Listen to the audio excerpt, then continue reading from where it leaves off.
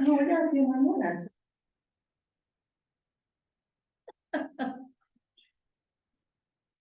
All right, perfect. So good evening, everyone. I'm going to go ahead and call tonight's meeting to order. We got a number of guests with us and stuff like that. So good to see everybody out and about on this lovely fall night, I guess now, right? So then I guess we should probably start with a roll call. Mr. Gander, Present. Mr. Kirsch, Aye. Mr. Evans, Aye. Mr. Woodward. Present.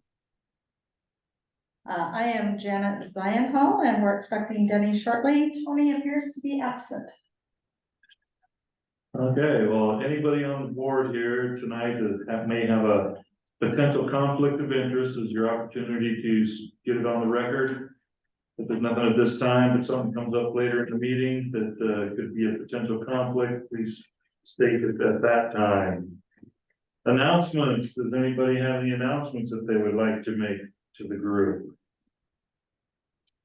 If not, then I'm going to open it up to public comments and questions. There's an opportunity for anybody in the audience who has something that they would like to bring to tonight's meeting. Raise your hand, I'll call upon you individually. Nobody in the audience, anybody on the Zoom land? I don't see anything. So, okay, very good. We'll move right on to our action agenda. September summary notes. Everybody have an opportunity to look at the summary notes that are in the packet here. Move that we pass the summary notes as presented. Second. Been moved and seconded. All in favor say aye. Aye. Opposed? Motion carries. Sorry, who's the second John? Ron. Ron, thank you. Treasurer's report. Right, we had one expenditure last month, that was the reported move audit for the NSSA. And we got one outstanding issue with that, and that's that there was an item in there from the previous year that was $1,932 for fixed assets, which includes like that compared. And I haven't been able to identify that yet, so I need to identify that. With that fixed asset is. It's in hand. I don't know of any fixed assets that we. I think we had talked about buying a computer at one time. So I think that's where I just put it, because I had it in the budget as a fixed asset expenditure. So that probably is. It just didn't come to fruition. No, we just never went through it. We were still talking with these guys about it. or we did Yeah. that, but- So I think if you go way back. I think I remember now. Yeah, I remember. If you now. can find I'll it. investigate to see if we can do an amended report on that.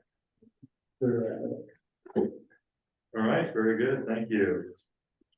We'll also need a motion on the treasurer's report. I move that we accept the treasurer's report as presented. Second? It's been moved and seconded to accept the treasurer's report. All those in favor say aye. Aye. Aye. Opposed? Motion carries. Oh, September 28th, we had the legislative breakfast debriefing. Brought to us by the COG. Would the COG like to talk about that for just a moment? I called Ken, he actually had a prepared sheet for y'all, about, items and issues up here that NSSA was concerned about, mostly funding, right? Right, So, he was good enough to leave that with me. Our legislative committee will review that on Wednesday morning. And we'll probably write a letter in support of those things out to the regional folks and to the state reps as well. So, both Congress women and, both senators. And then, so we'll do that on Wednesday, but, the idea behind the meeting was to greet and meet. And in our conversations, we did talk a lot about the work in the canyon and had that conversation with folks who would bend an ear, both staff and elected folks. So that's our debrief for you right now as far as any actionable items.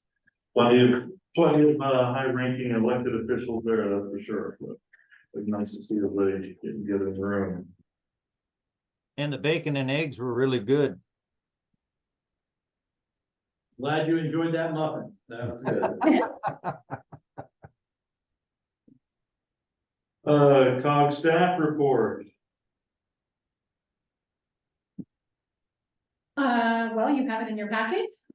We've been busy while you all, I think the piece that I want to note for you is that while you were at the legislative summit, McCray was there for the legislative summit for part of it, we're at the Oregon Infrastructure Summit, which was particularly helpful, to start to identify other sources of funding, specifically forgivable loans for both the remaining parts of the Mill City Gates System Plan A project, but also the Detroit-Agana part of the project. So we'll continue to have some conversations there. Continuing to coordinate with the county on some public engagement pieces, part of which you'll hear tonight. Continuing to work with the county on securing a attorney firm to assist you with your interim operating agreements. Hopefully we can get that attorney firm secured soon in the next couple of weeks. Any questions on the staff report? Those would be the items that we have noted. Hi, from a treasury standpoint, I haven't got an invoice from the COG for 2 months now. I was wondering if we could, we could help with that. Sure. I have, I know that I was sent a report, late last week, and was making adjustments to that for the conversation that I believe the chair and vice chair, and I think you as well, Ron, were involved with some offset charges. So more on that later, but we were following through on what we would say to do could offset some of the charges. So that's why you haven't seen it. I'm fixing it. Okay. All right, moving right along. We have, next on our agenda is the county update. Chris, you're on deck for that. Thank you. Just very briefly, are you able to hear me? Quick sound check. Yes. Yes. Okay, very good. I'm so sorry I couldn't be up there in person. We have a few items. The first one is I wanted to introduce everyone to Sladen Constructors, who has been chosen to be the construction manager, general contractor on the sewer project. So please let me introduce, I hope I get all these names right, guys. It should be Jeff Wall with Sladen and Tom Paul, the Sladen president. And we have Carrie Kenzie, K&E's president, and Tween, am I saying your name right? Please say something, chat if I didn't. Our project engineer. All right, thank you, Tween. So I'm gonna let Jeff stand up, introduce, kind of talk a little about his company, and I think they have a PowerPoint they're going to deliver first. Sounds good. Good evening, everybody. I'm Jeff Wall. I'm the project manager with Sladen for this project, and with Sladen for 31 years.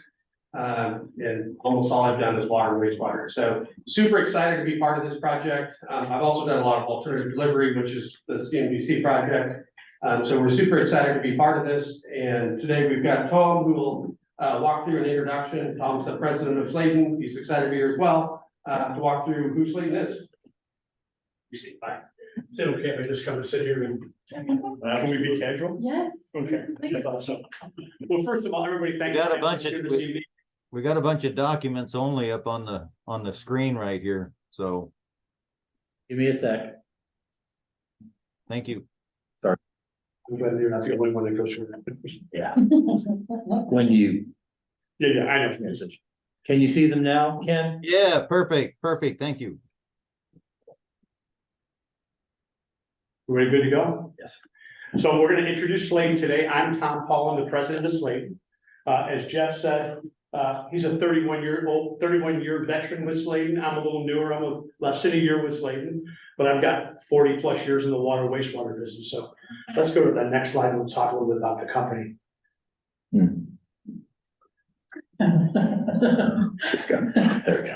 There you go, okay. So just like the authority or just like any of the cities here, you've got to have a guiding principle and purpose. And so, first and foremost, people matter to us. We can't do work without people. We can't survive without people. So it's the thing that's unconditional within our organization is to take care of people, find the right people, recruit the right people, and give them purpose and give them a way to advance their careers. Really important. Team unity is something we talk about every single day. We are a team, and I'd like to think the word team and family are synonymous in this instance, but we're just one big family, and we treat each other the same way. We're solutions driven, we're pragmatic, we're always trying to find a solution. When something comes at us, we're gonna find the best way to do it. And you're gonna meet Kerry here in a minute from K&E, and he's the same way. So we look at that. And we're always gonna look down the next step for you to make sure that what we're doing today will promote what you're gonna do tomorrow.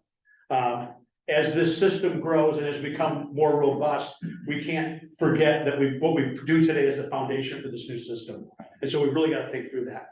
And then our purpose is fairly cut and dry, is to build great people, projects, and relationships.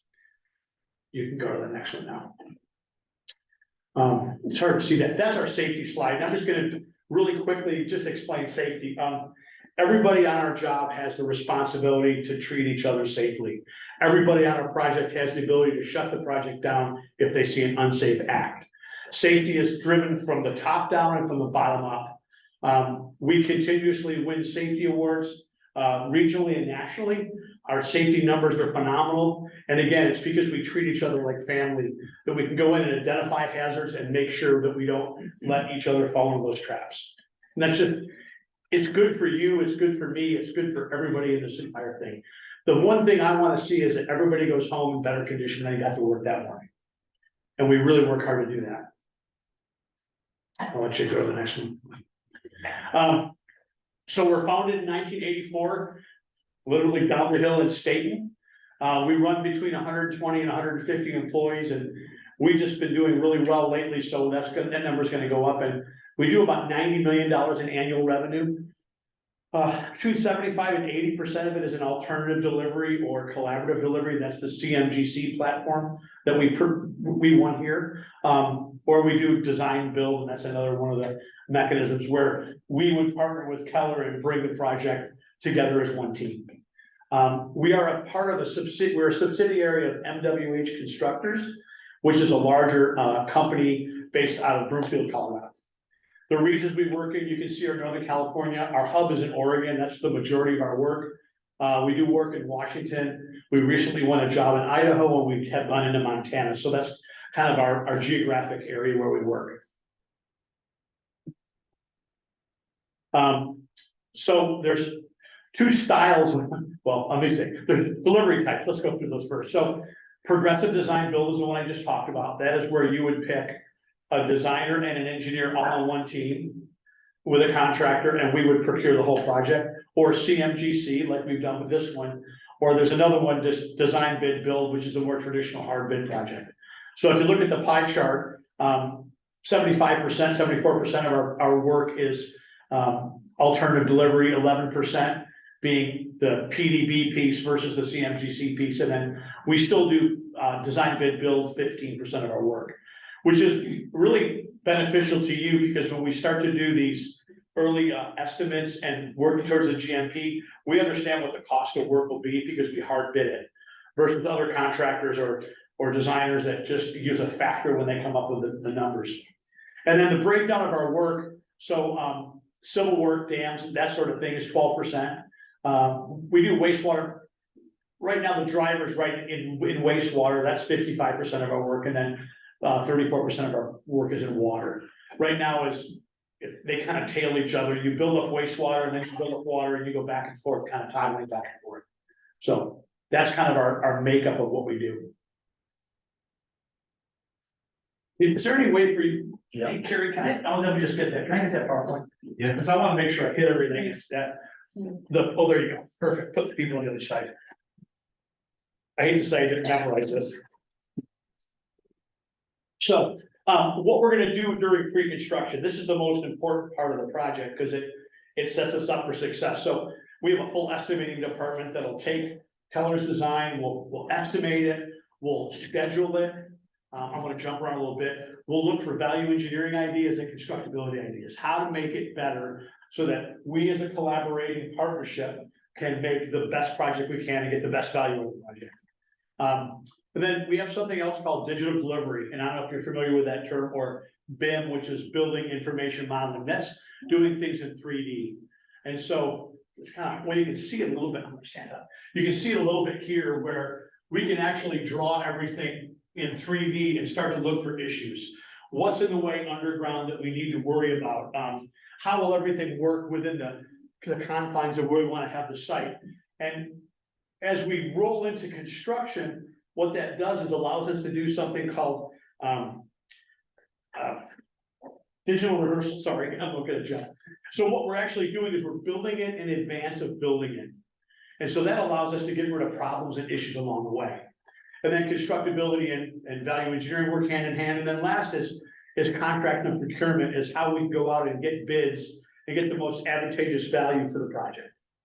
You can see a quote from Ron Whitlack at City of Lebanon, and I'm sure you now have all these, right? You have this presentation, so. And I got one more slide, and I'm gonna hand it off to Carrie. So for the board members, as you're looking in your packets, this was emailed this evening. It came, so you'll have it in your email. So, one of the things that we're different than other CM at risk folks, we have a wide capacity to self-perform things. And so when we look at self-performance, we look at what's the most advantageous route for the project. What drives the project forward and make sure that we can control it and drive schedule, because that's really the critical part of this, is to get done at a certain time. So stand up. Hopefully you guys can't see me, but you'll. So starting at the top, site civil. So the site civil, Kerry's gonna be a big piece of that because that's his background, but we're capable of doing site civil, yard pipe inside the plant. So is the confines of the plant versus the long pipeline work.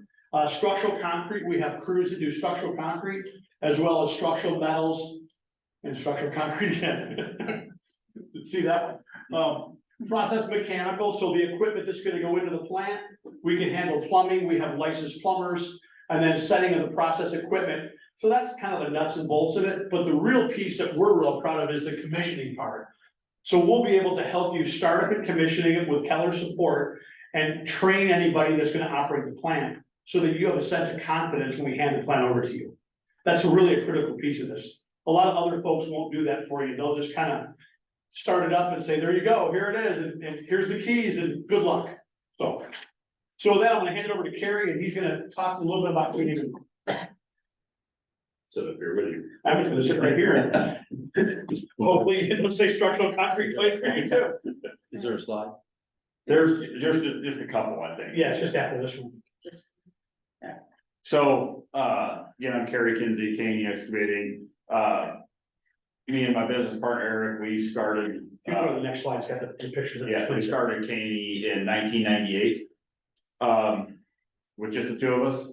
And now we have probably, we have close to 350 employees. But what we do, and I guess for this project, I'm really excited to team up with Sladen. We've worked with Sladen for, I don't know, 20, gotta be going on 20 years. Yeah. So, and I feel like we're really like-minded. We do a lot of things the same way. So it's exciting to team up with them on this project. And so we wouldn't team up with somebody if we didn't think they were good, and I have to sing a little praises to them. I know Tom for quite a few years.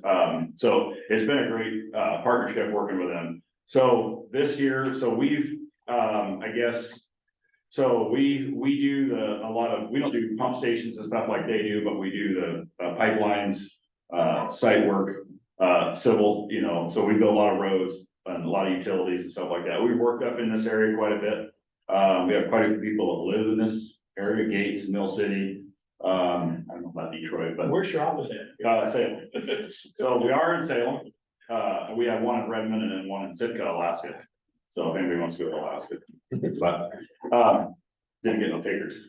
So anyway, this is a neat project because a lot of our guys work around here, and you can go to so part of this, we've tried to be the first, to try new stuff, like the, electric machines. We have a couple electric excavators right now that they're trying out, and it's kind of cool to see. They don't work as well so far, but then we use a lot of the, you know, the fuels and stuff that are, like the R99 that they came out with. So, you can probably go to the next slide if you want. And we try to, so as you can tell, we do public, private, we've worked a lot of airports, and we have a couple civil engineers on staff, and we have a licensed surveyor. So we try to do the whole gamut of, you know, site work and pipe work, and then we do our own paving and stuff like that, so. And then we try to give back. I think the next slide is, during the fires, we spent probably a week with most of our crews. Started out as, up here in Gates, Detroit, Mill City, with some of our people. Their houses were, some of them had their houses, fire all around them, so trying to help out, so we brought water trucks up, and it kind of turned into way more than we ever first imagined, but it was well worthwhile to come up, and we had equipment going all over and up in the Scotts Mills area too. And then we were fortunate enough to get some of the cleanup from ODOT.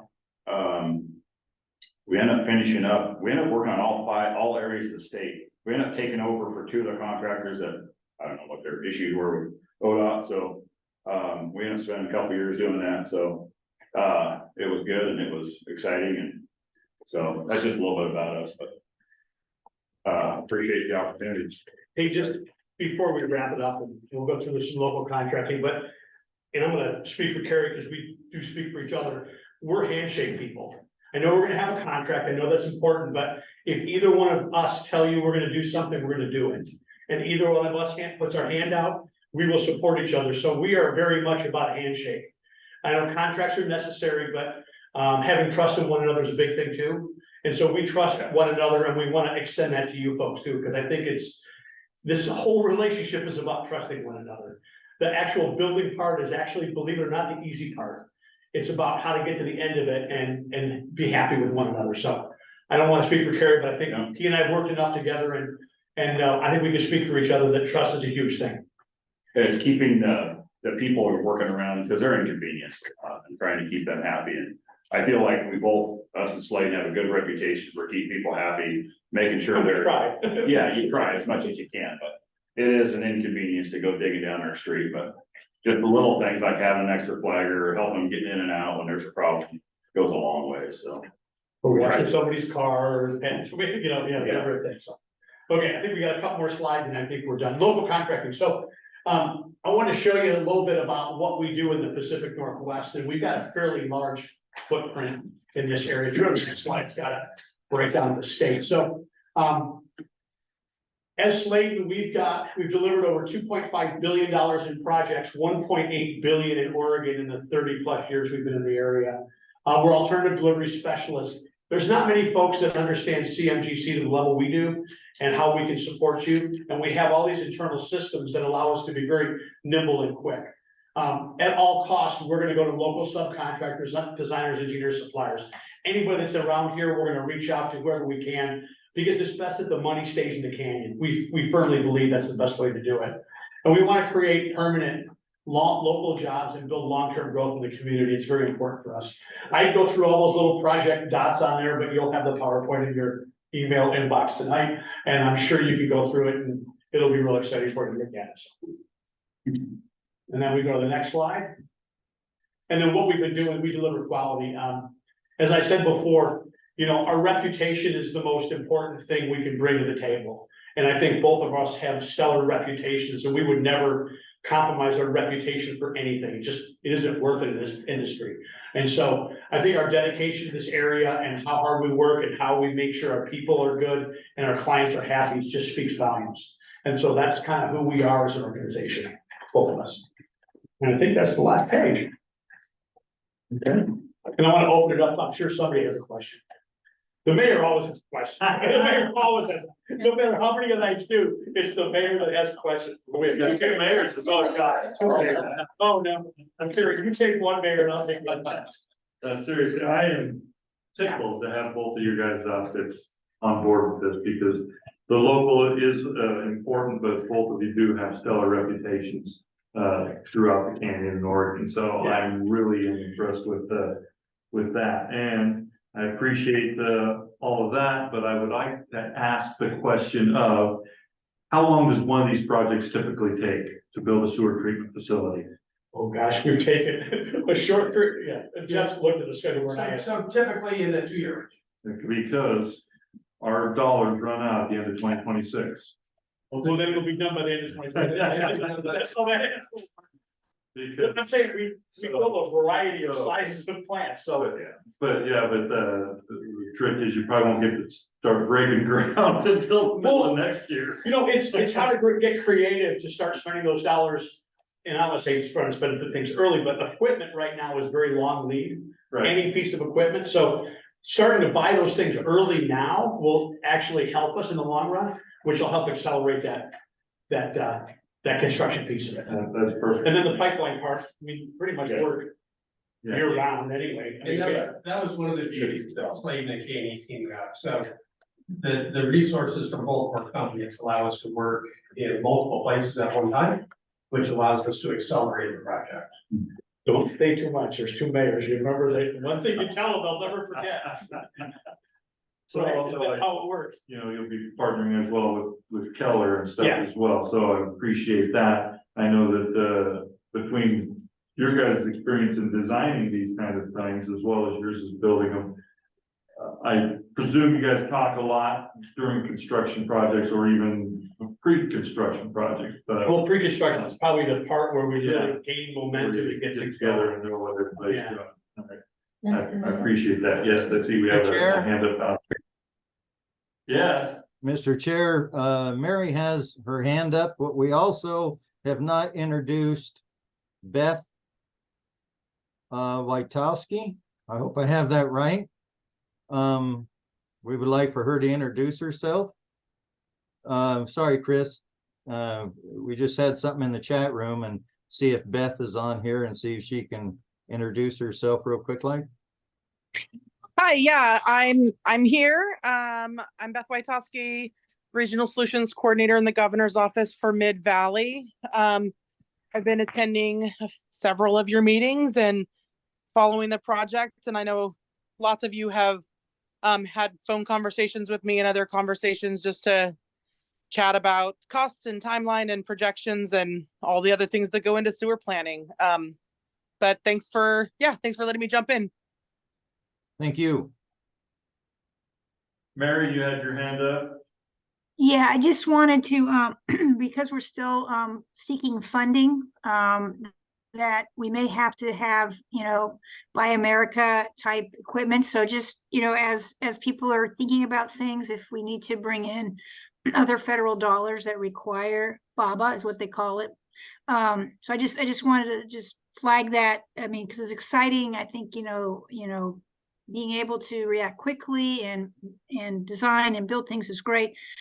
But let's confirm with our funding sources. If we bring in like Clean Water SRF, there could be some requirements, or if USDA becomes a part of this, there could be some requirements. So I just wanted to flag that for people as we're going quickly down this path, that if we need to bring in other monies, that we can account for that and make sure that we don't have buy equipment that might have to get a waiver, which is okay, but just to keep that in mind, to confirm, do we have any special requirements to Buy America for equipment and things like that.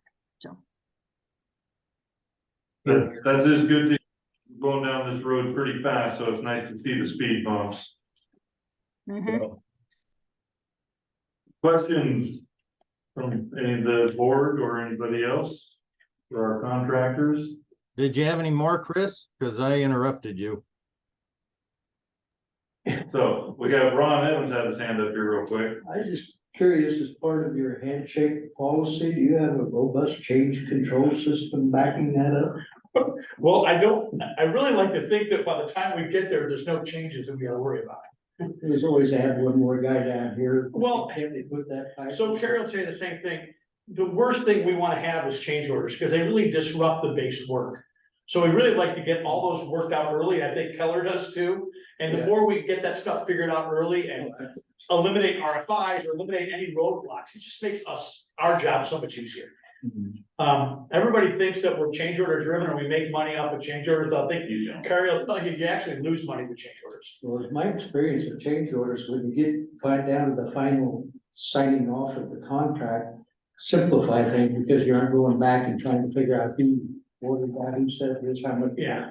If we do, we want to get them done as quickly as possible. The last thing we want to do is let them linger.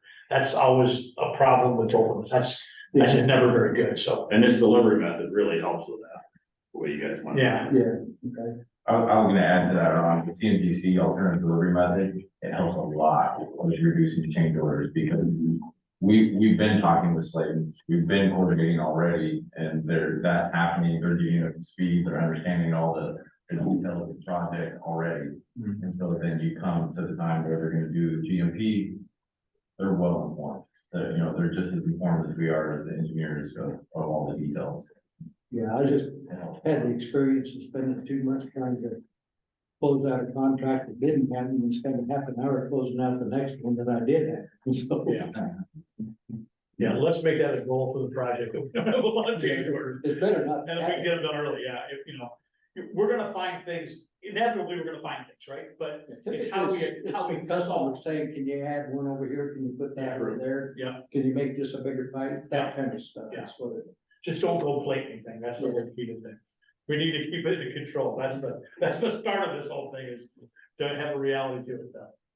Well, thank you once. Good, do you have our phone numbers? Call us at any time, that's what we're here. I appreciate it. Okay, Appreciate it. thanks very much. Yeah. Appreciate it. Thank you. Chris, turn it back over to you. Actually, I think he's gonna turn it over to me first. Oh, To kind of introduce the Keller presentation to the board, so at the last board meeting, Keller presented the same presentation to you. And some feedback that we got afterwards was, why are we seeing this presentation? There isn't any new information here.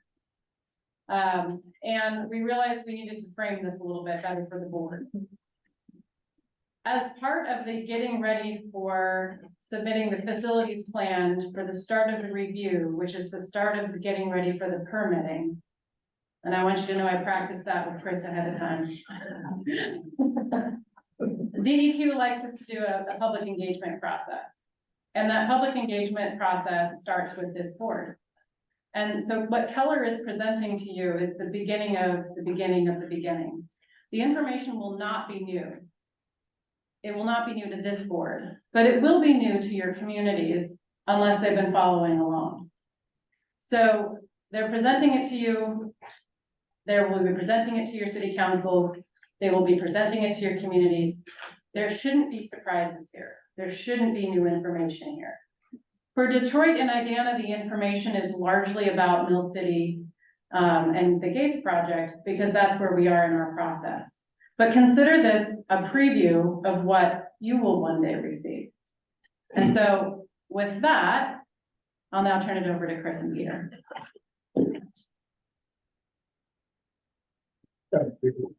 Go ahead, Chris.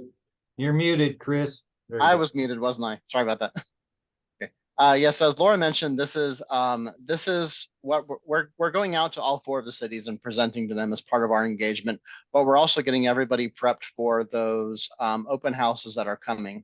And so the open houses for the Lower Basin, Project A, Mill City Gates, that's going to happen very fast because we're moving very fast on the facility plan. And we're getting ready to submit that towards the end of the year. So we are looking at those open houses in October. And we're going to be really giving them a lot of the information we've been giving you, but we wanted you to take a look at that. And then, with that, that's not the end of our engagement. That's just the closeout of the facility planning process. There will be more public engagement going on. And that's where we start to see more of there's a lot more detail. We start to see those 3D models like Slayton talked about that they create. And those are very powerful tools for letting the community know kind of what we're planning, what we're proposing, for everybody to see that and really put their feedback on it. But it's a multi-stage process. So we wanted you to see this. And also since this one we wanted to show today is the Detroit, I thought this would also be a good opportunity to present the latest, greatest information on the Detroit septic grant as well. So Peter, if you don't mind, would it be okay if I just read off the first couple slides to talk about the grant program, and then I'll turn it over to you? Great. Okay, thanks. So with that, I mean, this is old news. This is just a chart showing the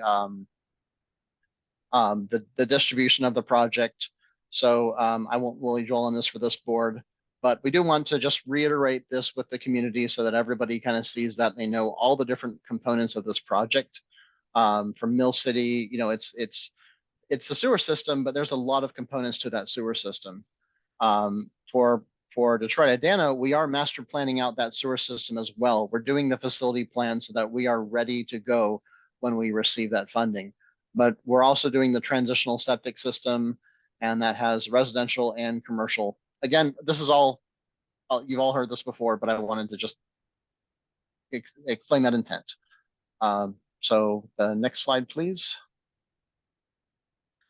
And then when we present this to the city councils, we want to make sure we know that NSSA is the point of contact. We want them to know, we want the public to know who are their representatives.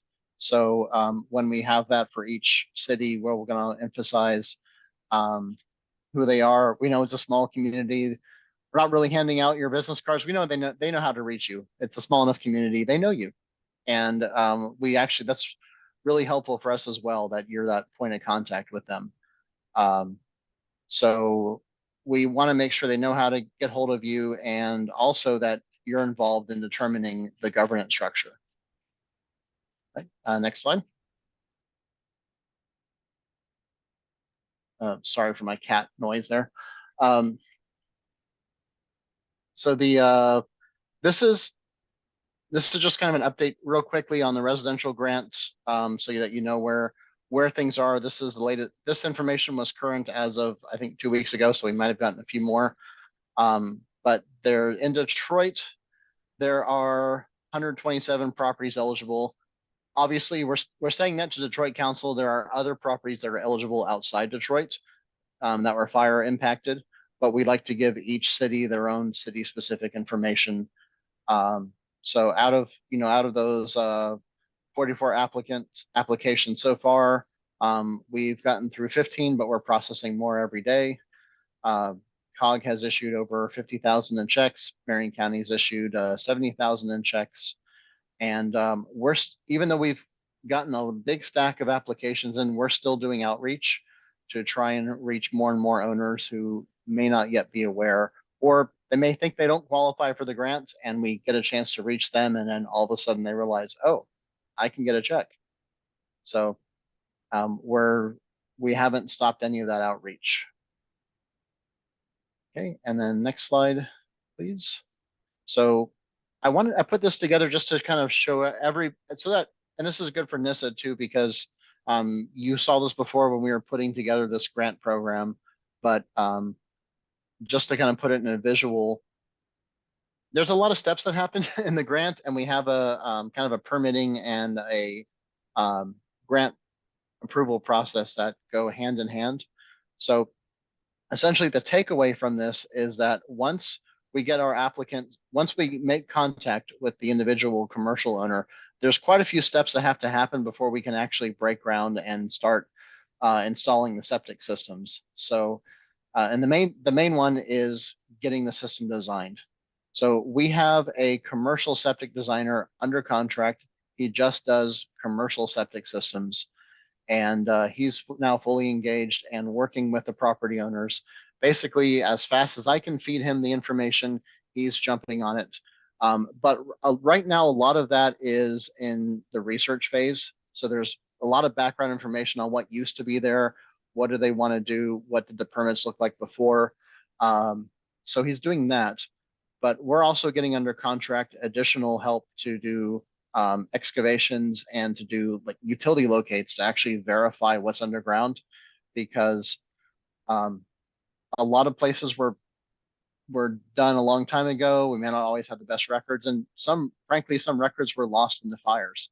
I've heard this from a number of property owners that they had all their drawings and um, records from previous construction stored in the buildings and they burned up. So we're going to do some location and also some surveying just to help them. It's all going to be done by the project at no cost to the owners.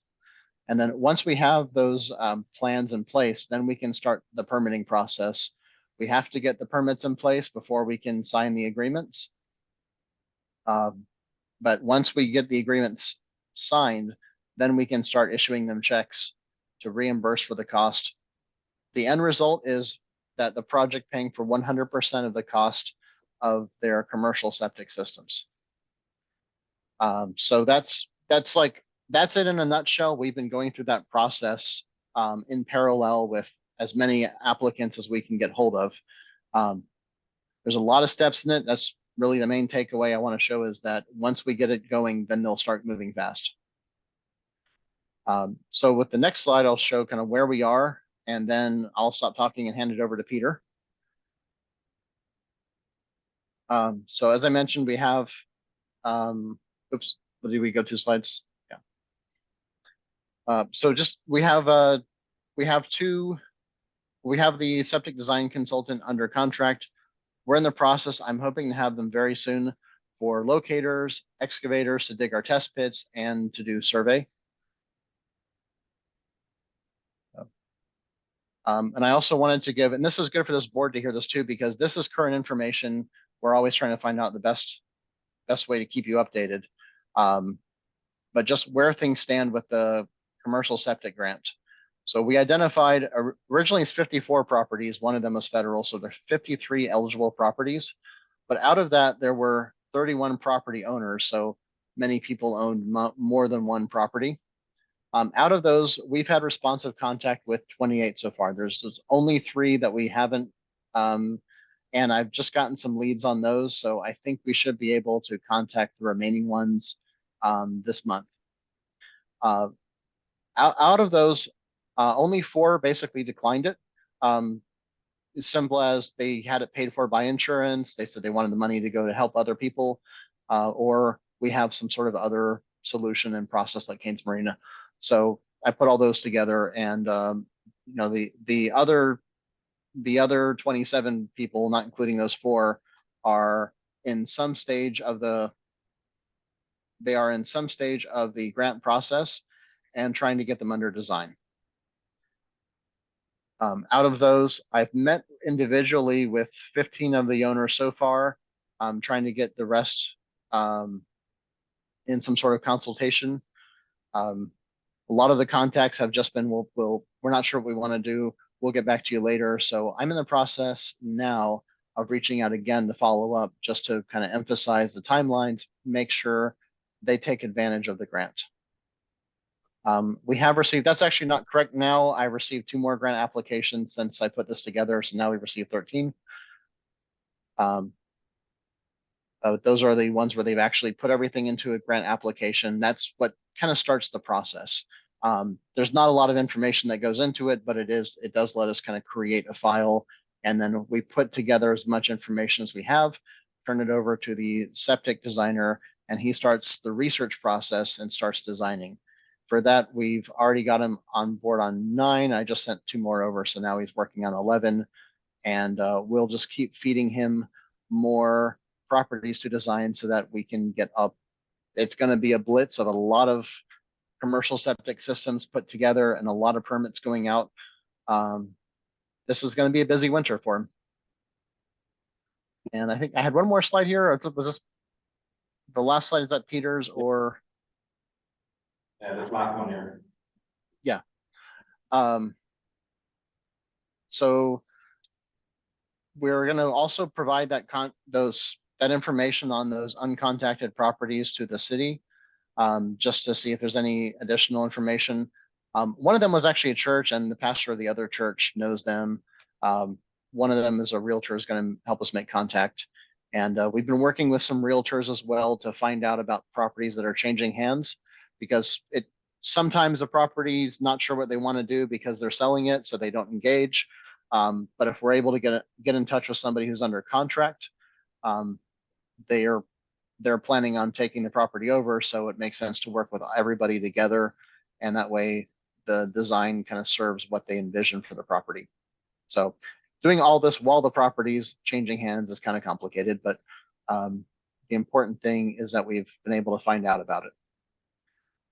And we're going to be doing just another round the same way we did before. We took our information, put it together, and we just had our staff doing phone calls, emails, and sending out letters. We're going to make another round, although we've updated our information, so hopefully more of those will land. But just one more push for everybody to say, hey, get this under process, because there is a time frame on it. So our main goal is everybody gets to benefit from the grant program who wants to. So I'm going to pause there, turn it over to Peter, and then questions on this and his topic we'll just kind of take at the end. So Peter, would you kind of take it away with what we're going to present for the sewer design for the upper basin? Go to the next one. So as far as the update of what the status is for the Detroit, Indiana area, wanted to go back. Back one. Okay. Yeah, back one. So as far as the gravity collection, the treatment status, I'm happy to report that just last week, we got the permit approved from the U.S. Forest Service, which was quite the undertaking. And that's not widespread. So there's a couple things in red font that was my fault, not Chris's. So I apologize. Those didn't get put into black font, but this one just highlights that we got that permit. That's happening. So the subsurface investigation, which was contingent on that at both the McCoy site as well as the Detroit Ranger Station, is going to be starting this week on the 5th.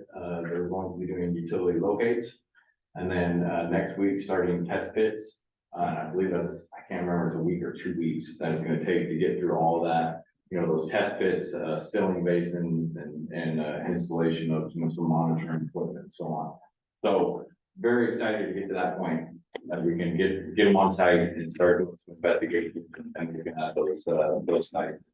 And then just an overall status after that, once we get that subsurface investigation going and get that done, we will be looking at doing the facilities plan study for that Detroit, Indiana basin, which then goes on, the preliminary design, final design. So that's a long road too as well. Just like it's been so far for the Mill City Gates basin. Next one here, yeah. So the subsurface investigation, as I was saying, is starting out with phase 1, which is test pits, infiltration testing in those test pits. We're trying to characterize the shallow soils, very similar concept to everything we've done with in the Mill City area here. And we're doing those 2 areas, the McCoy site and the Detroit Ranger Station. And I say Detroit Ranger Station, it's not the actual Ranger Station, it's adjacent, it's their property adjacent to the Ranger Station. And we have the access permit, which was a great point to get to. Phase 2 and 3 are very similar to what has happened in Mill City. We do more monitoring wells, we study, we look at it and collect that data and evaluate it, and then go on to additional, more deeper subsurface investigation with phase 3. So next one. This is just looking at the different areas. So we've got the McCoy site down here on the far right of this figure. And then we have the Detroit Ranger Station adjacent to the Ranger Station and the lake. And you can see Indiana in between. And so what we're looking at as we're highlighting this, these are presentations geared towards the city councils who may or may not have seen this information.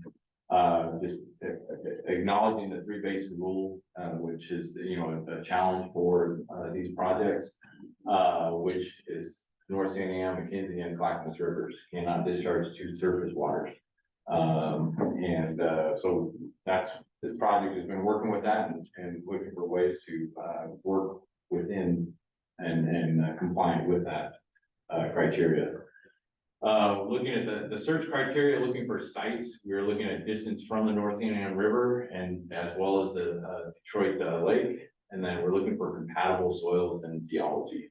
And if you remember from a couple of years ago, when we were doing the master plan process, coming up with this site from McCoy site it was a good point, good moment, to be able to find some geology that we can work with, that we can, coordinate and communicate with the DEQ that, you know, this meets the criteria. There's a lot of data to collect and to analyze and still prove that, but, we feel there's a path there. Next slide. This is just a closer up image of the Detroit Ranger Station adjacent to it. You can see the Ranger Station down here. It's kind of hard to see with the layer over the aerial image. We have an array of test pits that they're going to be doing at that location. Next one.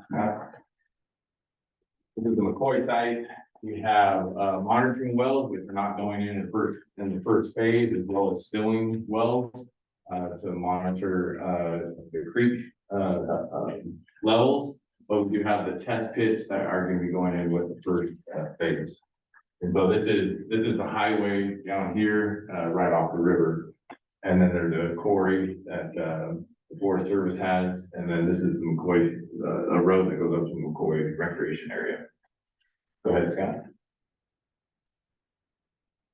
And I apologize, Ken, I'm pointing to things in here, but I know you're very familiar with those sites. If you have any questions, just let me know.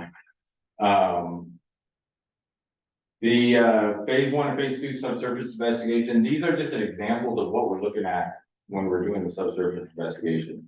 So for the Mill City area, these samples were pulled out of the ground as they were drilling. And it shows GM1, GM4, and GM5. GM5 is the least favorable. It's sticky, it's not conducive, it doesn't allow the water to infiltrate and get down to be disposed of. Whereas GM1 has a good mix. They've got the sandy, the cobble, and it allows for that infiltration to happen. So that's just visually to be able to see the difference in the type of material that we're looking for. Okay, go ahead, Scott. So as we step through these, I'm gonna go a little quick through these because I don't think I need to explain all this. Some of you with Gates and Mill City, these are the exact same slides that we presented to Gates and Mill City. That I want to present these to Detroit and Idan and show them so they can visualize what this plant could be made up of. And so I don't need to go through in great detail here. So Denny, I know you've sat through this presentation when we did it last time, preparing for Mill City and Gates. And so all the same information, it hasn't changed. This is an example of just what a site layout may look like.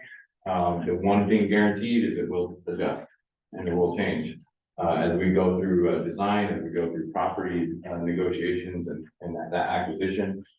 That will adjust. The site's made up of all the different components of the treatment. So slow me down, let me know if you disagree, if I'm whipping through this. These are pictures we talked about, examples of infiltration basins and odor control. Go ahead, Scott. Headwards facility screening and grit removal. These are just examples. Like I said, most of these are proprietary, so I'm just cautious of this. Doesn't mean this is the exact one we're going to get as we go through the process of procuring equipment with contractors. That's when those decisions will be made. A lot of that to encourage competition as well. Go ahead, next one, Scott.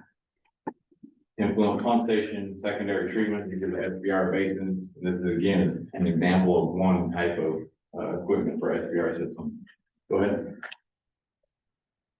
Treatment system showing the UV for disinfection, and then again an example of a sand filtration for denitrification. Go ahead. And then solid dewatering equipment, a couple different examples of what that might look like. So give people the ability to visualize, see what this equipment looks like and what it does. Go ahead. And then we want to give them an update, let them know what we have done. We visited Gates, Mill City already. We're visiting Detroit next. Idana, we'll have the Idana logo and their residential, details in the, presentation when we get that one. And then we're doing open houses. We have scheduled, the 25th here in Mill City at the high school and the 26th at Gates in the, fire hall. And then, we are not doing open houses at the same time here for Detroit and Agana, but we will, we want to be available after those city council meetings, that if there are questions, folks want to talk with us, we're going to be available and can have those conversations. When it comes time when we have the same information towards the end of those facilities planning studies, we will do open houses for Detroit and Agana at that time. So it's not a fact that we're not going to do them, it's not yet. Next. And then just letting them know in the upcoming meetings and, get a little attendance here at the board meeting. And come and join you and keep jumping. So it's information we want to share with them. Go ahead. And then solicit comments, feedback, and questions. I have one question going back to, the grants and stuff for the residential septic and the commercial septic have been. Like slide 2 or 3. Yeah, the very beginning of the slide, just that with those grants and everybody that's participating in that program. Is there something in the verbiage of the grant itself requiring those to hook up to a sewer system once the system is built? Yes. Yes. Yeah. That should be a requirement. Yeah. Now, to really have teeth, Detroit City Council is gonna have to take some action on ordinances, but it is in that agreement, they are agreeing to look up when they accept those grant dollars. Good. Hey, Peter, this, Yes, sir. the site over by the Detroit Ranger Station, is that for everybody or just for the state park? That is a potential site. We did not want to go into it having one site and that's the only site, and we wanted to have something in our back pocket. Does everybody know that the state park there across from the ranger station is very interested in this sewer project? They need assistance. They have some issues and they've been working with us almost since the beginning. So we can't leave them out of this project. The other question I had is, for Peter, and I'm sure Mary will have something to say. I hope she does. And I hope it's all positive. My understanding, and it was talked about in the very beginning, and I think Peter might remember this. If you take a lot, a parcel of land, and if you find soil that's contaminated, you can replace that soil with new soil and possibly have a drain field with that new soil. Am I correct, Peter? Peter, you want me to take this? Thanks, Mary. Mary, go ahead. I want to hear what you got to say. So with I'm talking a drain field, okay, a little different infiltration gallery. So if you have new soil, we like it to sit there for 3 years so that we know how it's going to, compact and so you can't like take a property, take out the contaminated soil, put new soil in and then put a drain field in. It has to sit for a couple years before you can place that drain field. You answered my question. You answered it. So my idea was, I know Peter and I know Brian Nicholas went to city council in Detroit and talked about a community septic system or the individual lot owners doing their own thing. My idea was, I thought about it this morning. There's no land for a drain field in the industrial area of Detroit. It's not going to happen. There's not enough lots. You won't have any businesses built.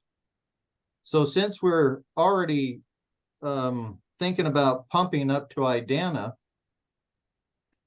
is there a possibility of any of the properties away from the Santiam River, let's say the CCC camp? We know that there was a possibility that the facility could be put there. But what if it's not going to be built in 3 years? I'm using what Mary has said. But if a drain field could be put up in Idana, we're already going 3 miles there. We could pipe it, find a piece of property, and have a drain field that could take care of the industrial area of Detroit, the commercial area, I should say. Is that a possibility? And then the city council maybe could, maybe I'm just dreaming, I don't know, but is there a possibility that that could be done for a community septic system and pump it up to Idana and have a drain filled up there? Is that a possibility? You're asking me, I would say I'm not- if you're asking me, I'm not responding to that tonight, but I would love to look into it and get back to you. I think That's it's, you have So some Ron- ideas.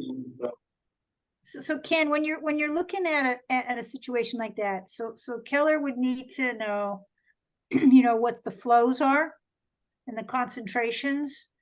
And then they could look at properties, and just because a property may have some contamination, it may or may not be a factor where you'd have to treat it. Depends on what that contamination is and if it gets mobilized, through rain and things like that. So it's a little complicated, but yes, you could have a pump station and get it up there if you had enough space, and not impact groundwater, of course, and stuff like that. So if there's more property in Idana to work with than there is in Detroit, and that's what I was trying to consider.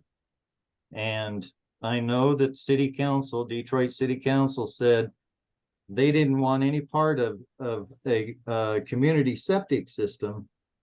But if it was possible to pump it up to Idana, to a piece of property up there, and if it could work, and that's always one, I just wondering. That's all.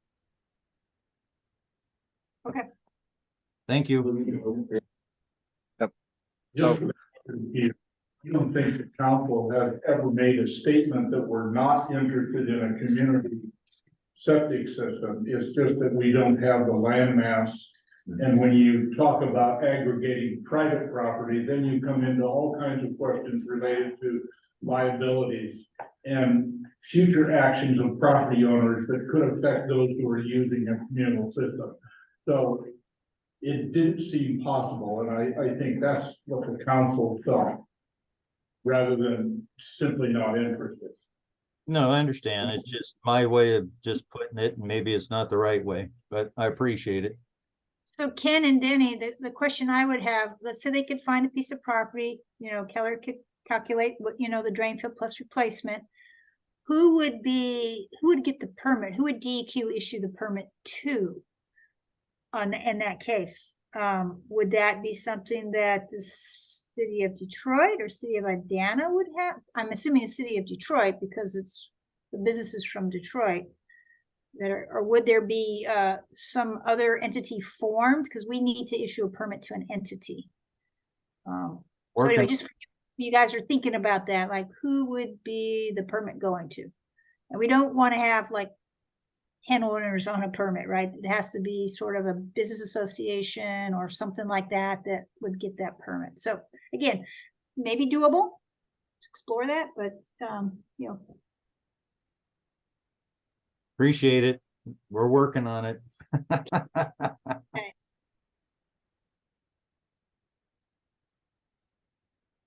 Well, I'll just say one thing right now. We know we can't truck it out of Detroit down into Mill City. We know that's not going to happen. So we got to do something. But anyway, just an idea that I had.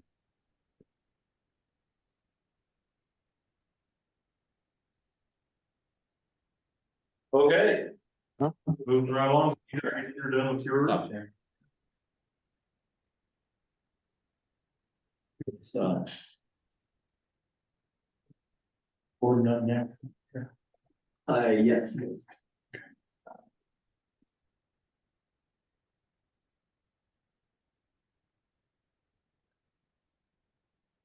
Did I hear that I'm next? I believe so. You on for a FCS presentation. And you're looking to pull up your PowerPoint here. Well, if you want, I can pull it up on my computer. Thank you, sir. I think You want, the transition was on me. Sorry about that, but go ahead, Gordon. Gordon, why don't you try it on yours? I can allow you to share. All right, See that'll if you be can do simpler. that. There we go.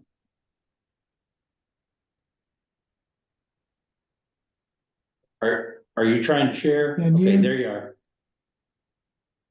Can you Yep. see my screen? Yes. Yes. All right.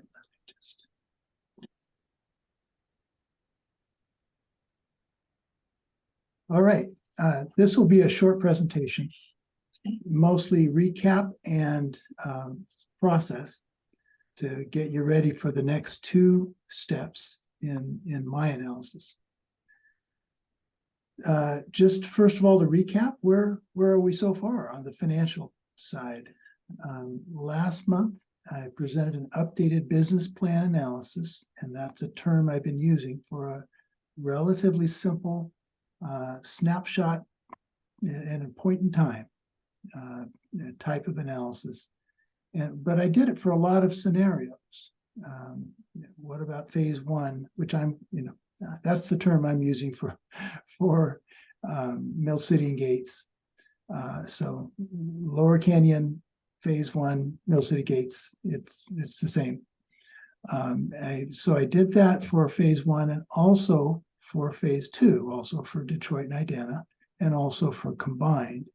And then I prepared the results of the analysis, which consists of the average monthly cost per EDU, which is a simple way to describe rates, monthly rates that somebody who's connected to the system needs to pay out of their pocket.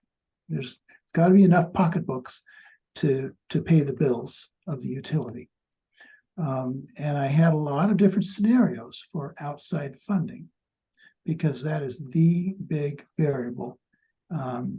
Actually, there's another pretty important variable, but that is the biggest, which is how much outside funding can this project receive. And the results of last month's presentation was that there's a very narrow balance between two competing constraints. One is the state's willingness to support capital funding, launch aid for for these communities to have wastewater systems, and a local willingness to connect and pay the monthly rates.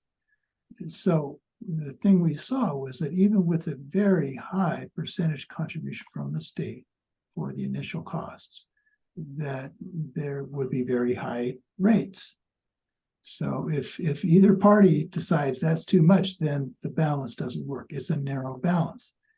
This slide shows it's a small variation on the slide you saw last month. The middle column is different. The scenario 3 is different. Instead of just 40%, 80%, 100%, I set the variable for the percentage of phase one capital costs to be 82%. I should say percentage of the remaining gap. Remember, there's already 40 million, but that leaves a gap. And what we see is that if 82% of the gap is covered by outside funding, presumably the state, then the rates would, for phase one, would have to be $81. Now, the reason I set it for that is because 82% of the gap is equivalent to 95% of the whole phase one capital cost. And I'm trying to, explore the variables to find out where this narrow path is. And the narrow path for phase one is that if we can end up with 95% of the upfront cost of the system being grant funded, then local people would have to pay at least $81 per month. The people who are connected.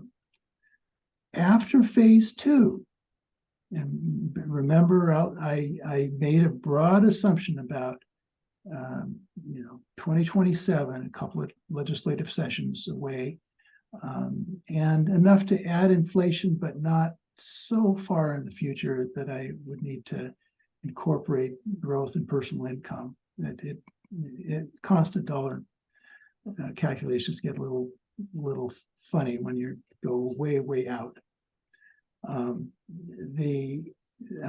But so for 2027 phase two, if that's the assumption, this is all based on assumptions, then if we could get 95% of grants, 95% of that project funded by grants, just like phase one would have been 95% grant funded, then the overall monthly raise would be $104. Even tougher. The scale of the Upper Canyon is too small to, it's not going to match the scale that you have in Mill City and Gates. But it is, it's part of that stretch for the state and the stretch for the citizens. The bottom row shows what would be the rates if Detroit and Idana were on their own, if they just completely had to pay, without being blended with Gates and Mill City. And the answer is, if 95% grant funding, once again, that same assumption, it'd be $146 per month raise. That is, and I've been in this business for a long time, and I know that new treatment plants are expensive, and people really do pay very high rates for new treatment plants. But 146 is just out of bounds for anybody. I not even knowing your communities, I can just predict that would not be feasible in terms of giving anybody incentive to connect. So I ended up with well, let me see, here it is, it's on the same slide.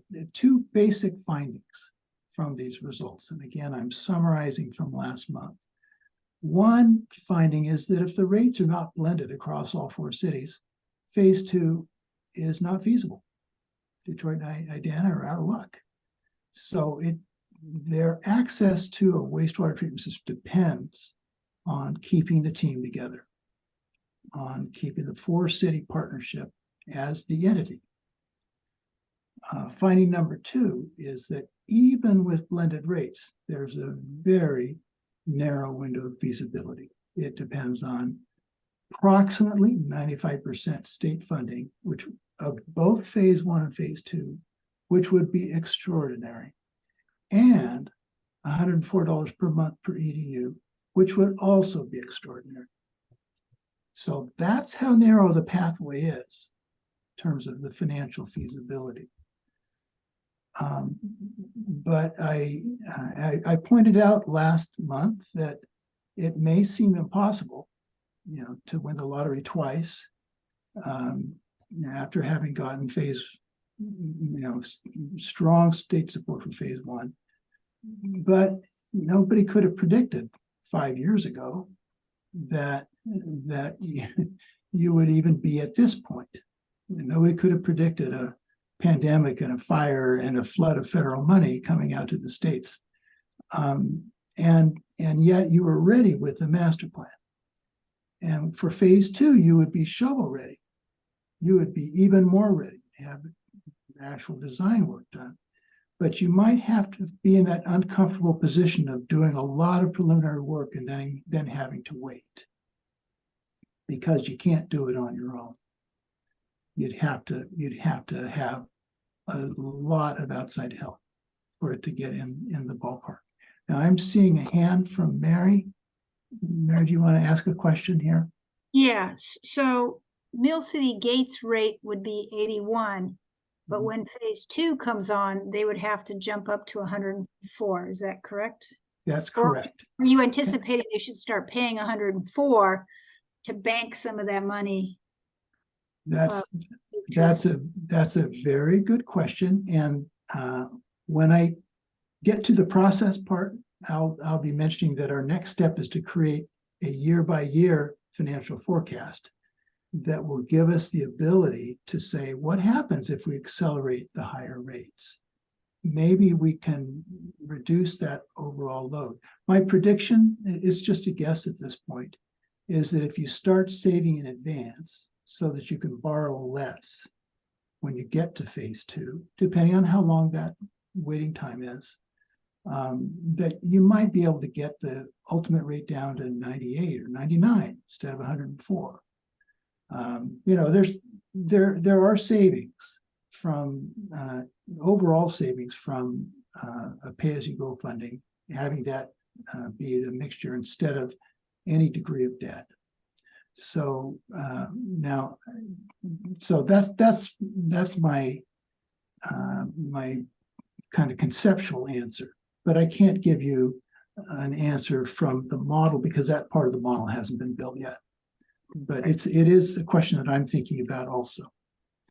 Well, because it's Coburg did that. Coburg, started charging their residents a fee, and they got them to do it because they said, look, at longer term, this is going to save money.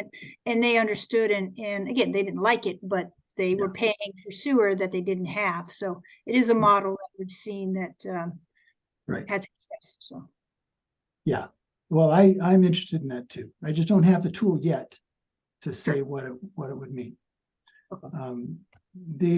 Now here are the process slides. The kind of the next steps. I mentioned that the business plan methodology is a relatively simplistic for the kind of work we do. It's a snapshot at one point in time. It assumes that all existing development is connected when sewer is available. That may or may not happen. There are still 30 years later, 9 properties in Mill City that have, not in the system status. They refuse to sign an easement that would allow their properties to be connected, and they're still on septic right now. Now that's 1% or so of Mill City, but the fact is, it's there is a certain amount of uncertainty about how many properties you end up with. That's from existing development. Also, this model did not assume any new development, newly built buildings. And of course, the whole purpose of, or one of the big purposes of creating a sewer system is so that you can grow, so that people can move to a beautiful place without ruining the beautiful place. And that's kind of the whole idea here. And yet this simple model that I've been relying on so far doesn't have the ability to make that any kind of assumption about new development. So we've exhausted the usefulness of that particular model. And our next step, my next step, and that of Chase Bozette, who's a consultant with our firm who's helping me with the modeling. We're creating a financial plan that addresses the implementation process. It's a year by year forecast model, much more typical of what we do, but it means we have to make some assumptions. Why do we need to do this? Well, it's because the number of EDUs and their timing, the timing of their connection, are important variables in the level of monthly rates. And the monthly rates are the things that I'm trying to forecast. So we have to make some assumptions about the potential for new development, and we also need to examine the policy choices that would need to be made by local officials to achieve connections from existing properties with septic systems. It's relatively simple for Mill City because their properties are already connected to something. That something might be out of date and needs to be replaced, but those properties don't have septic systems. But for Gates and Detroit and Idana, it's a different situation. They're not already paying a monthly rate. So for the October 16th work session, I'm already working on another presentation on connection strategies and choices. I'm trying to learn as much as I can, including about how Coburg did it and my past acquaintance with how Mill City did it with state help 30 years ago. And to be able to have a discussion about how you get properties to actually connect and start paying a monthly bill. And it's, as I mentioned, it's especially relevant for Gates and Detroit and Idana. I'll be seeking feedback from you about what connection strategies and assumptions are most realistic for your community. I would love to be able to plug into my model that as soon as the pipe is built, that the properties start paying the monthly bills. But I feel like I ought to at least check with you, at least talk over with you what it takes to actually implement, to convert a septic system to a paying customer. It's not a simple thing, at least not in any of the other communities I work for. So that's one of the questions I want to talk over with you in a couple of weeks. Then for the November 20th meeting, I'll be wanting to present a draft financial forecast that incorporates guidance from you and folks in the local communities. And I'll be developing scenarios across 2 dimensions. Now, up till now, we've had a whole bunch of scenarios along one dimension, which is outside funding. Well, outside funding is still a huge variable. We still have to pay attention to whether and when that might actually come. Even with our finding number 1 and finding number 2, which, finding number 2 tells us even if we do a whole lot of work, we still might have to wait because we can't do it on our own. And if you the upper canyon can't do it at all if they don't do it with the lower canyon. Those 2 major findings. Even with that, we've got to pay attention to the level of outside funding, but also the timing and the number of connections. That's the other variable that I have to look at in order to create a year-by-year forecast. So for instance, if let's say only 40% of your people connect in the first year and another 40% connect 2 years after that, well, that's a different kind of forecast than if everybody connects and starts paying the monthly rate right at the outset. So those are a couple of dimensions. And again, it'll be a lot of scenarios, and I'm sorry for that. I know it's complicated. But as with lots of things in life, it's complicated because it's complicated. I'll try to make it digestible as best I can, but the choices you face really are not simple. But I'll be presenting that year-by-year analysis of costs and revenues, and that can lead to an updated rate forecast. And I'm assuming that,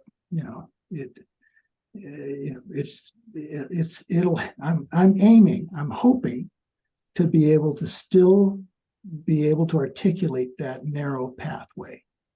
I'm hoping that there will still be a pathway that is closer to 90 something, or maybe a slightly over 100 something per month, and not 140 something per month.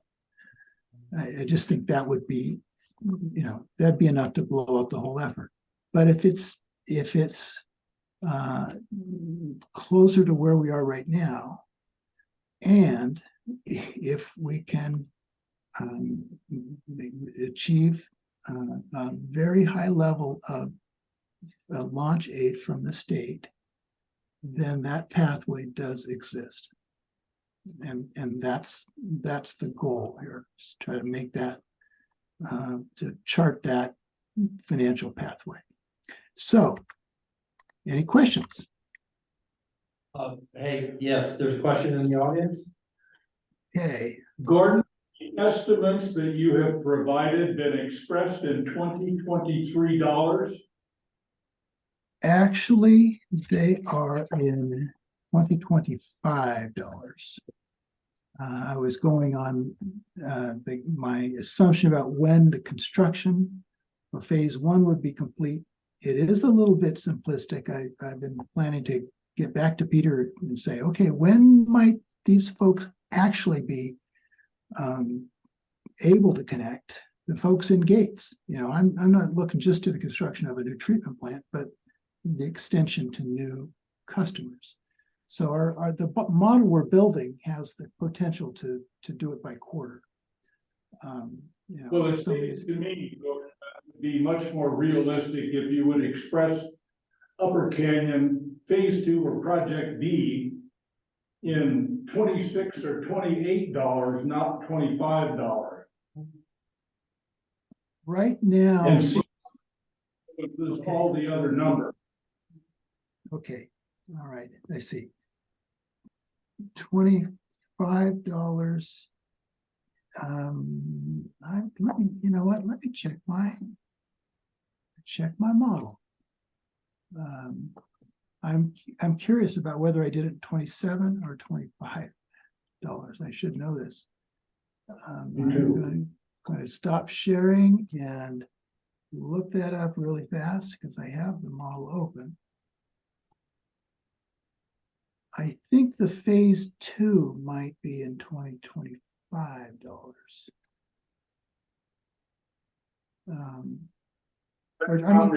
I'm sorry, no, 2027. Phase 2 construction costs are in $2027. But still not real. Yeah, Right.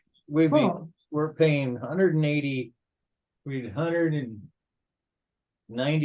for water and sewer. They're gonna run everybody out of town. Well, Right. That's the dilemma. Yep.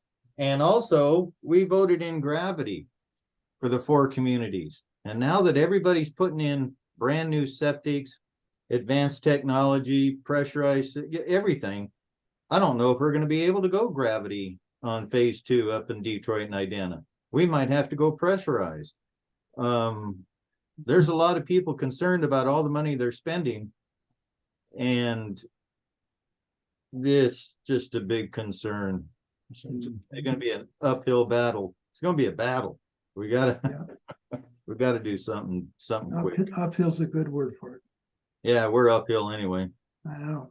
I'm up on top of the hill and I can roll down real easy. You're right about that. Yeah, that won't fly in our area. Anyway, just to get back to the previous question, the phase 2 costs are assumed to be in $2027. The phase 1 costs are assumed to be in $2025. And I didn't want to take inflation too much farther out, because the thing about inflation is that costs go up, but personal income also goes up. And it's real easy to get shell shocked by, if I were to take a forecast out to 2035, you'd have these horrible, rate estimates, but they wouldn't really relate to what anybody now actually pays. So I would have to then back it down to constant dollars, and I've done that before, but it's messy. I'd rather just make a simple assumption that it's phase 2 is built in 2027, even though we know it might take longer than that to actually get the money. We're looking for a gift. We need to keep Santiam River clean. Mhm. We're looking for a gift. And that's probably exactly what it's gonna be, is a gift. And then it's, oh, we got our work cut out for us. Well, I got a couple of comments on it too, and one of them is that, you talked about the inflation and then the disposable incomes going up relatively the same. I think you'll find that in these rural areas like this, there's a lag time between, disposable incomes, rising to meet the rate of inflation. Most definitely, that's why these, local areas are depressed most of the time as well, these rural areas. But I appreciate your realistic analysis in giving us this news because, but that doesn't make it good news. Obviously, in Mill City, I can't see trying to sell my constituents on the increase of their sewer bill to $71. That's with the 100% grants right there, because when we first started going down this road 6 years ago, the folks that we were talking to at that time said there's money out there for these kind of projects. There's money out there to build these kind of projects. And we were looking at the minimal increase to Mill City's bill, and everybody else taking on a bill similar to Mill City's bill. So we were looking at, hopefully our $50 bill might only go up to $55 or $60 on the outer edge of that. But now I see, at best case scenario with your analysis, I see $71. And then when Detroit comes in, we're looking at $88. Best case scenario on your analysis. And I don't see how people up here are gonna be able to afford that. It's just not realistic to us. I know that we gotta do something, but these are not the kind of things that we were presented early on. I wanna say 6 years ago, when we first started talking about this stuff. The wildfires and things like that brought in an influx of some money where we could really start saying, hey, we got something we can go for now, but now we're getting, it's like that other funding that we had heard about before is out of the picture. I can't see us taking on any more debt load and being able to afford this project. That's just ridiculous. I know. For Mill City, your situation's different than for the 3 communities that have people on septic. In your case, the treatment plant might not last much longer. It's not just, it's already to the point where it needs to be replaced. Absolutely. That's my understanding of that. So your rates won't stay where they are right now anyway, unfortunately. Well, I like Ron's rate, $40. It's much better. How about it, Ron? I like your rate. I can explain that, it's probably more like 45, but we can talk about that. Well, obviously, I'm not trying to shoot the messenger here, Gordon. I really do appreciate this. I understand. And we need to have our eyes wide open, obviously. I took a look at a water bill from a friend of mine that lives out in South Salem. And their bills include all sorts of other items. There's like 11 line items on their water bill. But they don't pay this much for water and sewer, anything like that. And the whole reason for us to have this super expensive plant is so that they don't have to pay a higher water bill. So we're having to pay their higher water bill. I'm just not liking that. We don't all want to move to Salem either. No. I have properties in Salem. And I can tell you that the average water and sewer bill total for a 3-bedroom, 3-bath duplex on each side is about $90 a month. And that's got those other 11 line items that you Street lights and all that other stuff in there, yeah.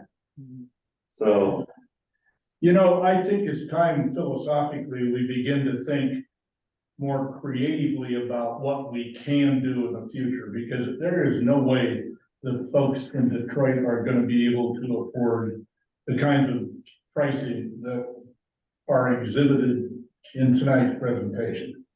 Pure and simple. So maybe if you leave the residents alone, let them do their septic tanks, and you try and work out something for the city, business district, so that the town can grow. I'm not sure that there will ever be a time in the Upper Canyon Project B or Phase 2 that we will ever be able to afford a permanent septic system. Unless somebody comes in with a wheelbarrow full of money and pays for the entire cost and contributes to our O&M costs in the future.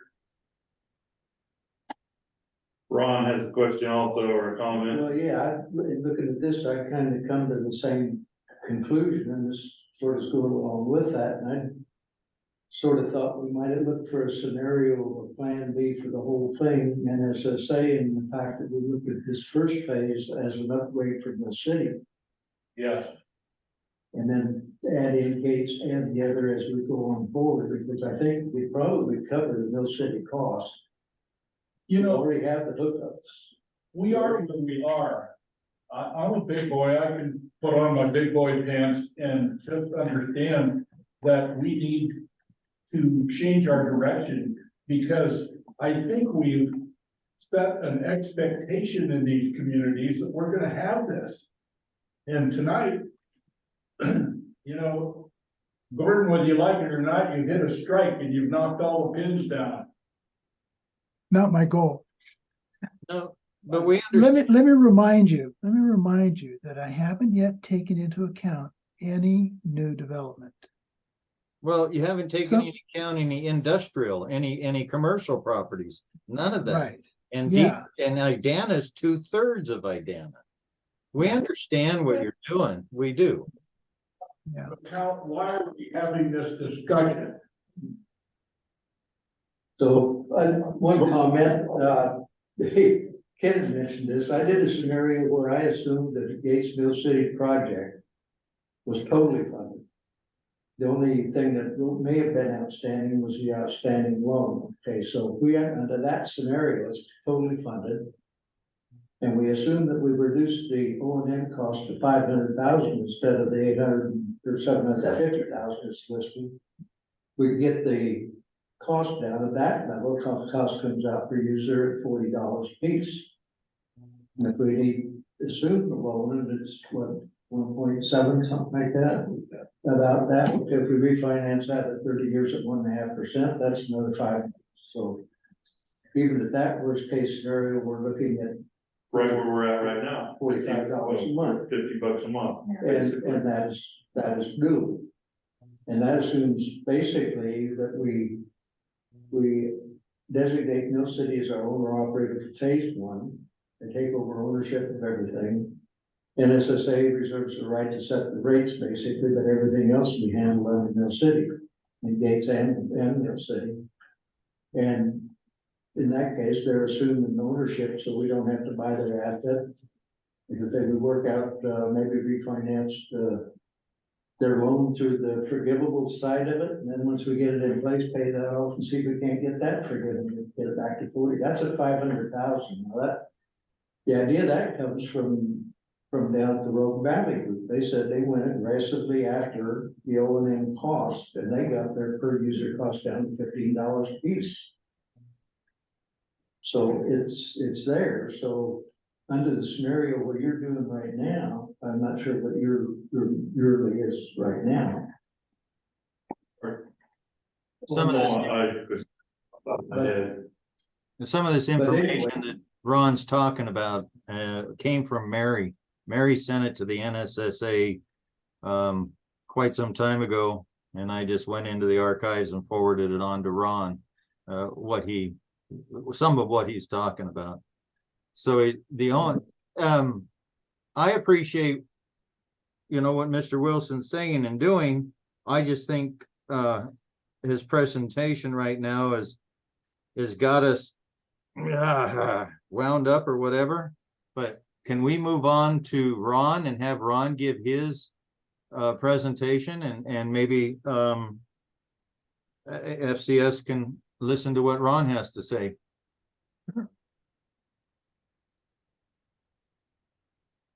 Are we talking, well, what about we have the commercial septic and gates and it looks like. Oh. We can put that table that to the next meeting if you like. Okay, Thank you, Brian. down to like 20 minutes, so we want to table that one and move on to Ron's. That would be fine. Does anybody have any more questions for Gordon real quick? If not.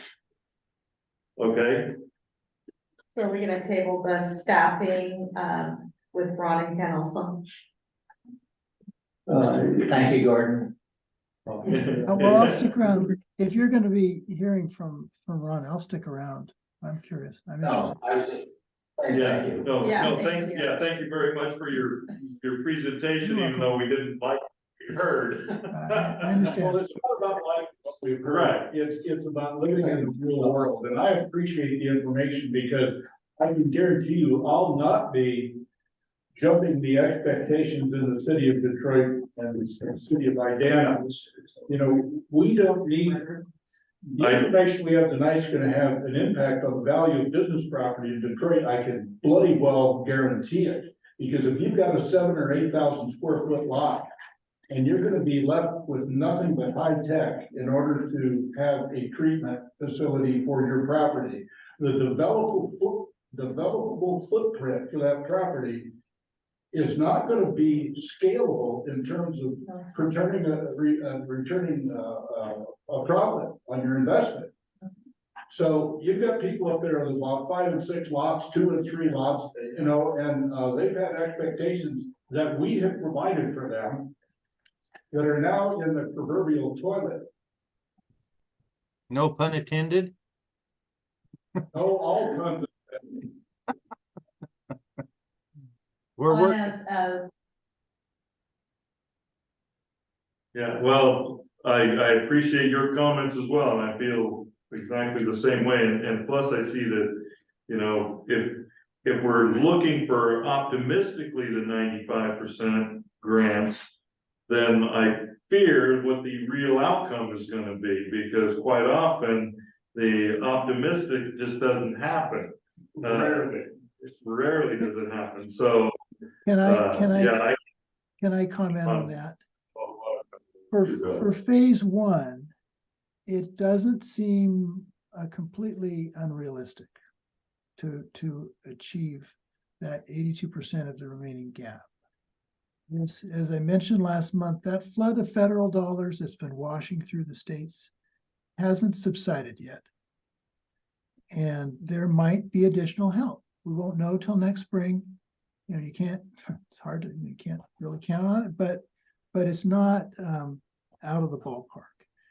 For phase two, that would depend on an entirely new set of circumstances that we can't now predict. So you're right about that. It's just, you can't, but one of the firm conclusions from my recap a few minutes ago was that if you don't get outside help, you can't do it. Well, we'll agree on that. Sure. Wow, I've been pushing 12 years. I can't give up now. Yeah. I can't give up now. Even though the wife wants me to. Shifting gears. Okay, I think Ken asked that we move Ron's the operational plan. Yeah. Up to the. Okay. All right, the reason this came about is about February last year, I actually read the grant document that we had. It said that we had to have an operational plan in place by December 31st of this year. And we had to have it implemented, it turns out, we found out last meeting by June of the next year. The other thing I think that's come up based on this is the fact that we have to have our operational system or organization, whatever we come up in place before we can realistically expect to get more grants. So we have to have something for them to get a grant to. So it behooves us to get this in place as absolutely quickly as we can to see if we do have any recourse in the future to grants and get something else. So I tried to put together some thoughts based on what I've done of how to implement an operation and some of the scenarios. And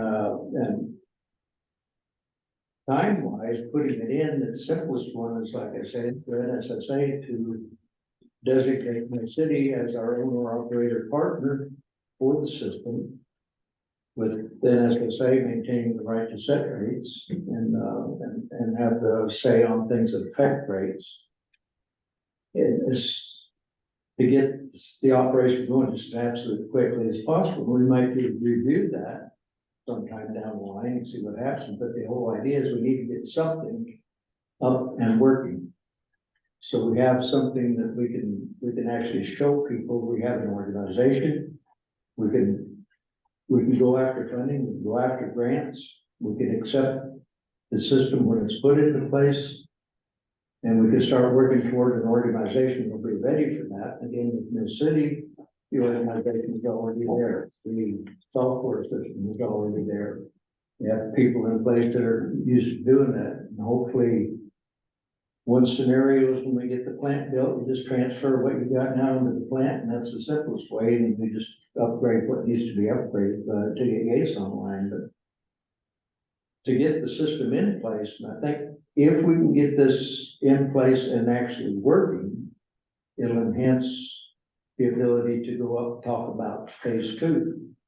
And we've actually done something. We have a phase, we just want to really know it, and people would go back and look and say, okay, well, let's give them the money to do that then. So at least we could talk about it. I think right now it's not in the world, we can't talk about it. I don't think. Another thing I was able to get into here is I got this legal document for Wilson that came from Mary, town of Wilson, and I added in a lot of the legal wordage in here that would be in an agreement between us and the city. So that's an exhibit here that we can get started understanding what the words will be once we get the legal thing. But so we got four meetings scheduled to finish this. Fourth one has to be approved. So we don't have a whole lot of time I would really suggest if anybody go through this and give me inputs on what to add to it, change or take out. But this is just my ideas and thoughts based on my experience. Ron, I think your work is impressive. I appreciate it. Very much so. I like to just keep it simple. I like Ron's idea. Uh-huh. No, obviously it is something that we do need to press forward and get that done, and your attention to that detail is great. I'm gonna spend a lot of time reading what you wrote there, because there is a lot in there. If we can get the funding for phase one to 100%, we can get kind of aggressive on the O&M side of it. And like I say, just at $500,000 for phase one seems to me like it's quite a bit for phase one on an O&M basis. That gets us down to $40 a month, not counting your loan payment. And if we could get it down to 300, we'd be way below that. We already, excuse me, I don't have my hand up or anything, but as we were talking, Ron, and as everybody's been a part of these meetings for umpteen meetings, and now we're on what, 80 something? It's not on here, but we talked about Mill City already has the programming for the sewer bills. They already have the technician in place for wastewater. We were going to use OAWU for inspections or finals or assistance if we run into trouble. Mill City already has it in place. I don't know if it's Gates owning the pipes and Mill City owning the facility and they're working together. But we don't really need a whole bunch of outside people coming in, my understanding. Maybe one other person, but we just keep it simple. And okay, I always like to say simple, but this project is nothing but simple right now. But is that the number two proposal there, Ron, that you were talking about? Or the number one proposal? Option. Part of option number one. Well, a couple of things the city would have to look at is, number one, our operator doesn't have the current certificates that would be needed to run this, a facility like this. So I don't know if that's contracting with the OAWU or somebody else to operate under their certificates somehow. What we could do creatively that way. So also administration, we're gonna have to make sure we have operating and maintenance is gonna have to pay for some administration as well. And if we're just doing it for Mill City, obviously I mean, we're already sending out, like you say, water, wastewater bills. If we're not taking on a bunch more, but any more, and we would have to have another person in the office as well, because it consumes just a week of everybody's time in our office right now, doing preparing the bills and getting them out. So that's something we were going to talk about, staffing, but assume right. The NSSA, explain our options, Ron, when you were talking about the NSSA assumes the debt, refinances it. Mill City is the owner of the facility. Gates is the owner of their pipes. Do you want to explain that one that we talked about? So I guess this is the first time I've seen this document. Okay. So before we start trundling down into the weeds here, it would probably be helpful if some of us who haven't seen this before could read it and kind of understand it. Yeah, before we start making decisions and start and- now. Yeah. So We're I would like we're to not voting on anything. We're discussing it. Ken, I have the floor, please. Well, I'd like to read through it. Call Ron, talk to him about some of my questions before I'm sitting in a public meeting discussing it. You know, some of you guys have seen this before, which is fine, I guess. There's information Ken was interested in describing option one. Right. But based on the discussion here, Ken, is option one, if you look in the document, Yes. if you just basically, it's option one with the fact that NSSA maintains the right to set the rates. Yes. Back to my point, I would like an opportunity to read through this. Yeah. And write down my questions and come back to our work session later this month. That makes great. And that is not an unreasonable request, and I think that That's the whole idea. everybody needs the opportunity to look at better, right? So I say, I welcome comments. I Yeah, appreciate that. and Ron's just presenting his draft here, and I appreciate all the work that's gone into this. And now it's up to the rest of us to do some due diligence on it and get up to speed with everything that you put down in there, obviously. And maybe we've only, realistically, we've only got 7 or 8 minutes left for our time slot for this meeting. And yeah, we're presented with a lot of things here that we all got to think about quite a bit. Did you have a comment?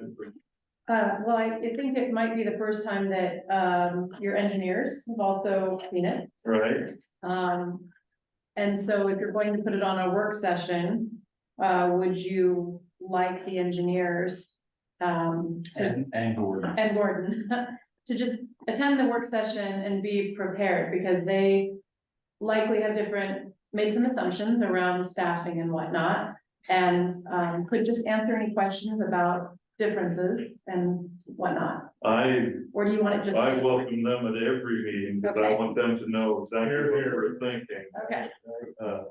Janet, you had something real quick. Yeah, may I also suggest, not that any of us need any additional time, at any of our city halls, but I think maybe the work session needs to be expanded from an hour to 2 hours. I'll make brownies. I will make, tell me what kind you like, I will make them, but I really would like to get through most of our questions and everything in one sitting and break it up between multiple meetings. So we can digest it. I really don't want to spend more time in a meeting. But I kind of think our next workshop, well, we should be mostly on this. That way everybody would have the chance to get there. I don't disagree, however, the next work session I think should be about 4 hours long, because I plan on being in Colorado elk hunting. For the next work session, so I'm not gonna be in attendance in October 18th. So you can bring your sleeping bags. Talk about whatever we I've been want. planning this elk hunting trip for 4 years myself, so. The work session's on the 16th. Oh, well, I'm gonna be gone the 22nd, so. Well-deserved rest, I'm sure, so. But with that, though, I think that should be the main topic of our next agenda for the work session. I think everybody might agree with that. Mary, you have your hand up. Yeah, I just was. Mary? Yes, hi. I just was wondering, Gordon, if thinking about if there was a way to put you have to ask a Salem, but a fee, even if it was a small fee to help. So I don't know how to capture that. Again, they would have to agree, and I know there's been some conversation, just preliminary, but I mean, it's clear they're gonna need help with the O&M, and whether you can make it lower or higher, it's hard to say, but having some other support. So I don't know how that would work. Again, not having affirmative from Salem that they would help, but it would be nice if there was some help coming from them. I'm talking about the city. City of Salem. Mhm. Okay. We need And a small line on their list of things that their water bill supports. Exactly. That's what I was thinking, but again, I can't speak for them, and they may go, whoopsie. Right. We've I talked can about think that. of, I can think of one parallel situation, city of Bellingham, Washington, which draws its water from Lake Whatcom, east of the city.